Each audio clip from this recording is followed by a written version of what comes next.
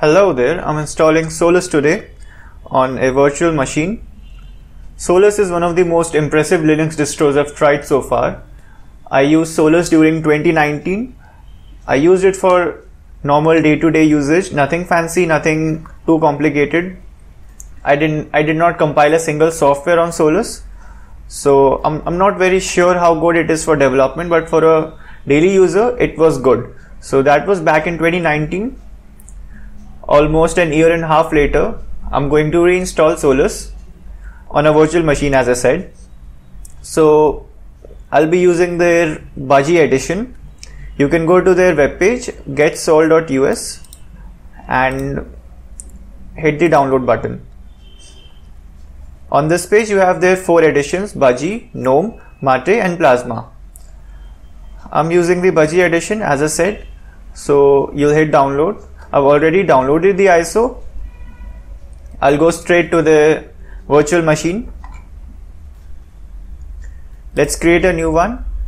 ISO image, yeah, right, forward. I'll select the ISO image. So I've selected the ISO image for Solus 4.3. It's not detecting the operating system, so let me just write it down manually. Generic Linux 2020. I don't think it really matters, it's just for the label. I'll go forward. Yeah, 4 GB of RAM and I'll give it 4 threads of CPU. Forward. I have a virtual hard disk already, so I'll use solus disk.qcow2. Forward. I'll use my manual network bridge and it looks fine. Finish. So it will create the virtual machine. Okay, I'll go full screen.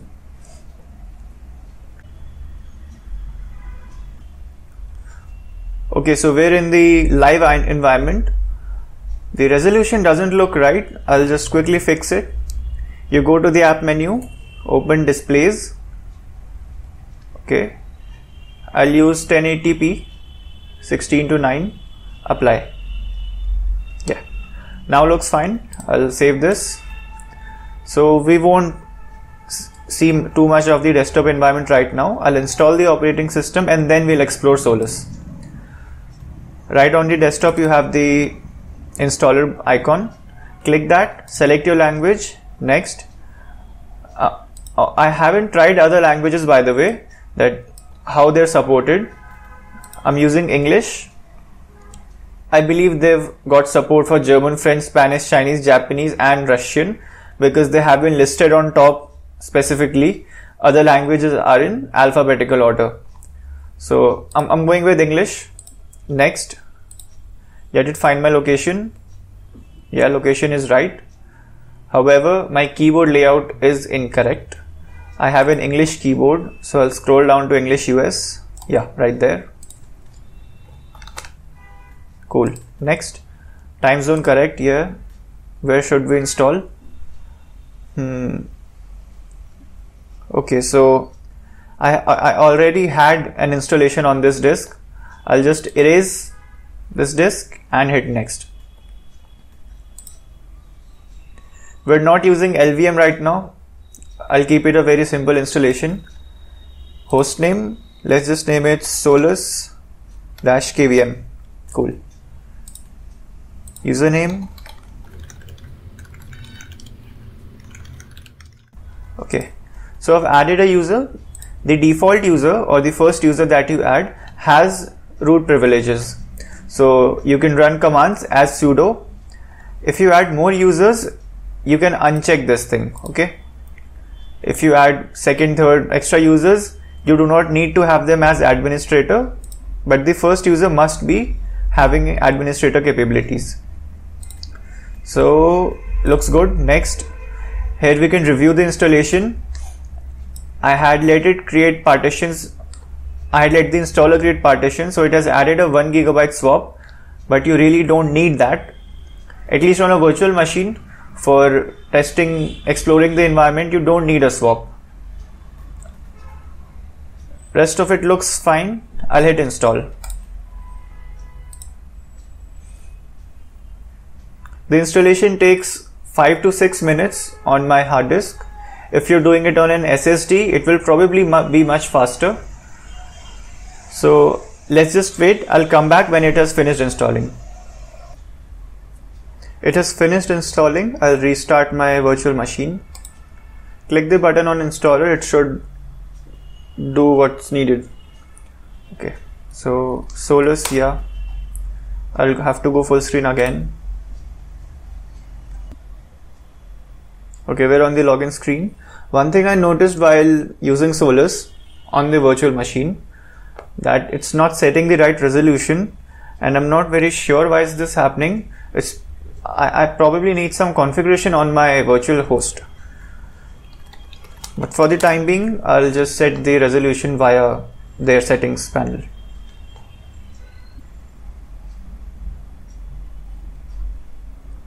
Okay, we've logged in. First up, I'll change the resolution. Hit apply. Yeah. Why did it not apply? Maybe because of the pop-up. Keep this configuration. Yeah, it worked. So the first thing you'll notice is that this distro is very clean. It looks very elegant. You have your app menu on bottom left. On the bottom right, you have this sidebar, or what they call as Raven. All of this is very customizable. So you can go to your app menu. What was the name? Budgie desktop settings. Yeah, there you go. You have the Raven settings. You can show extra stuff, hide stuff. Let's say you don't want a calendar widget. You can remove it. I've added it back. So feel free to experiment with it. I'm not going to hit every button and show. Here you have your GTK settings, the GTK theme, icon, cursor, all that.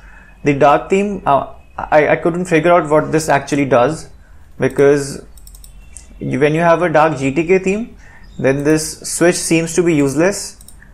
And when you have, let's say, a light GTK theme, so I have my dark mode. Okay, now when you have your light theme selected in widgets setting, you get a light theme. You can switch to dark theme. It's maybe an override, but this doesn't seem to be applicable to all applications. So if you open their software center, this opens up in light theme, even though I've enabled dark theme over here. I'll switch back to the dark theme. Yeah, cool. You have your auto start settings in case you have, let's say you add a dock, ladder dock or something, you can add it over here. I'll close this. Their software center is very good. You can search and download for applications. You also get updates right here. Since this is a new installation, and that too an offline installation, the packages are old. You'll have to update on your first install. So right now it's going to update 250 packages. Let's try searching for something.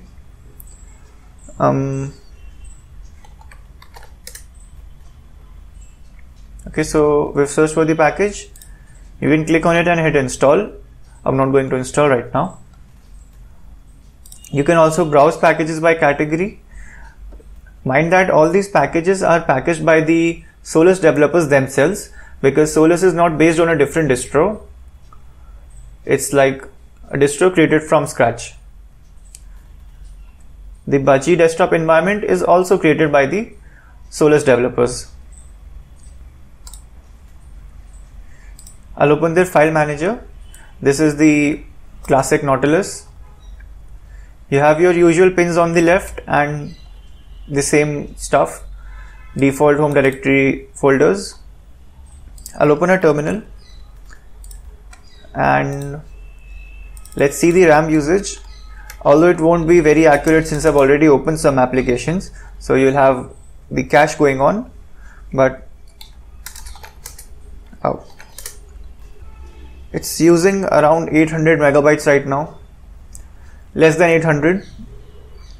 It's okay for a desktop environment. Let's see the free space.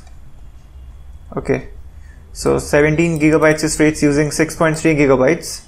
Again, it's decent for a desktop environment. You have many applications installed, like you have your LibreOffice, Firefox, yeah. You also have HexChat over here, an IRC application, Thunderbird. So there are some applications. You can remove them if you want. You can remove them from the software center. Let's say I want to remove an application, HexChat. Okay, no results found. Why? Okay, so let's remove this. It will ask for my password.